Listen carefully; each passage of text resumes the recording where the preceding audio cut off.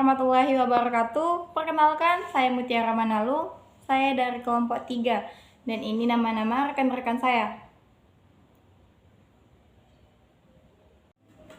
Pada kali ini kita akan membahas mengenai suku, membahas mengenai investasi. Di dalam pasar syariah sendiri ada yang namanya investasi suku.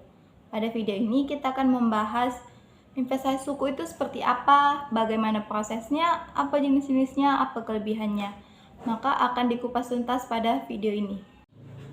Salah satu instrumen pasar modal yang telah banyak dikenal adalah obligasi. Obligasi sendiri adalah surat pernyataan utang dari pihak penerbit obligasi dengan kewajiban membayar imbalan berupa bunga ataupun kupon secara periodik dan melunasi pokok utang pada waktu yang telah jatuh tempo yang ditentukan. Berdasarkan karakteristik tersebut, obligasi biasa disebut sebagai efek yang bersifat utang. Praktek penerbitan obligasi diharamkan oleh ulama karena mengandung unsur riba dan bertentangan dengan prinsip syariah di pasar modal. Oleh karena itu, sistem keuangan Islam menyusun struktur seperti obligasi tetapi tidak bertentangan dengan prinsip syariah di pasar modal, yang dimana sistem keuangan mengeluarkan suku. Suku disebut juga sebagai bentuk efek yang berbasis syariah. Seperti halnya dengan obligasi, suku juga memiliki jatuh tempo, tetapi suku bukanlah surat hutang dikarenakan suku memiliki kepemilikan bersama atas aset atau proyek yang tidak bertentangan dengan prinsip syariah. Yang dimana ketika emiten menerbitkan suku harus mempunyai underlying aset atau aset yang real, yang dimana bentuk aset tersebut dapat berupa aset berwujud. Karakteristik utama yang dimiliki suku sebagai salah satu instrumen keuangan syariah adalah adanya underlying aset sebagai penghubung antara sektor keuangan dan sektor real. Yang memiliki karakteristik yang pertama memerlukan adanya underlying aset dalam penerbitannya. Yang kedua yaitu merupakan bukti kepemilikan atas underlying aset tersebut. Yang ketiga, imbal hasil yang diberikan berupa upah ataupun sewa atau ijaro, selisih harga lebih atau margin, dan bagi hasil sesuai dengan jenis akad yang digunakan dalam penerbitannya. Yang keempat, terbebas dari unsur riba, gharar, dan maisir. Yang kelima, penggunaan dana harus sesuai dengan prinsip syariah. Oke, selanjutnya jenis-jenis suku. Yang pertama ditinjau dari segi akadnya. Yang pertama, akad mudharabah, akad yang mencakup mengenai bagi hasil usaha. Yang kedua, akad ijoroh, akad mengenai sewa menyewa. Yang ketiga, akad wakalah, akad mengenai pemberian kuasa.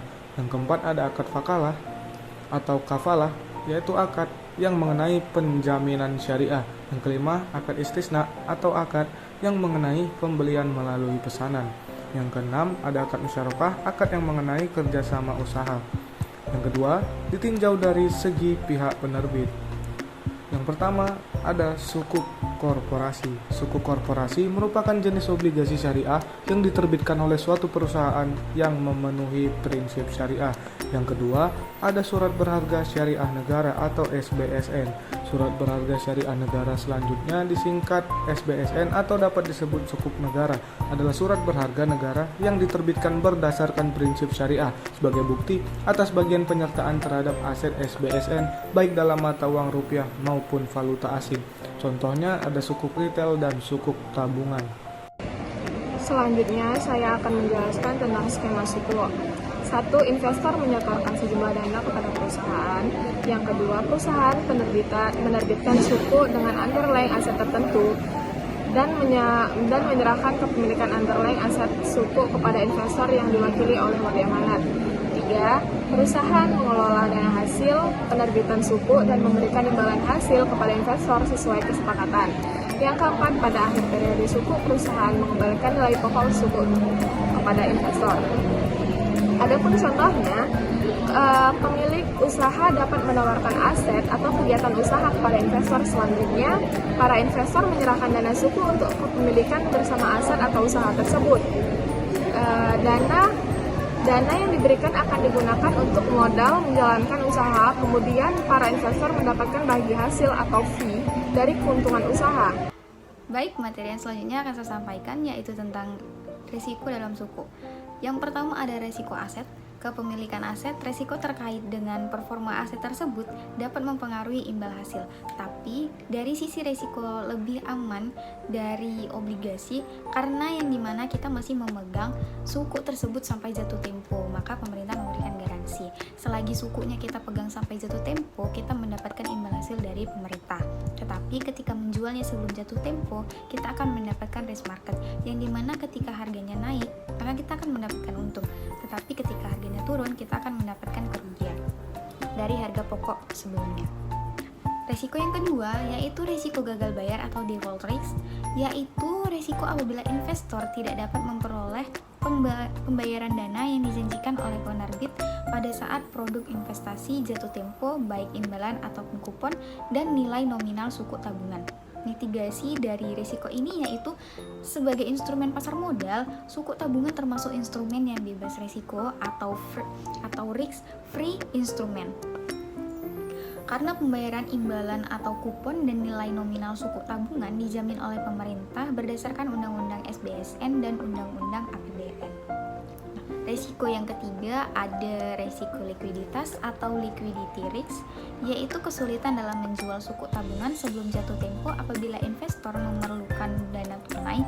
Suku tabungan memiliki risiko likuiditas karena tidak dapat diperdagangkan dan tidak dapat dialihkan. Mitigasi risikonya yaitu suku tabungan dapat dicairkan sebelum jatuh tempo dengan memanfaatkan fasilitas early redemption.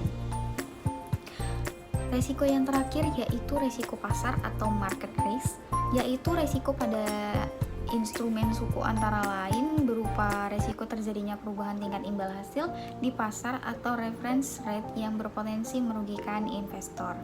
Mitigasi risikonya yaitu suku tabungan tidak memiliki risiko akibat terjadinya perubahan tingkat imbal hasil di pasar karena tingkat imbal atau kupon suku tabungan yang ditetapkan pada saat penerbitan merupakan jaminan tingkat imbalan atau kupon minimal yang akan diterima investor sampai dengan jatuh tempo.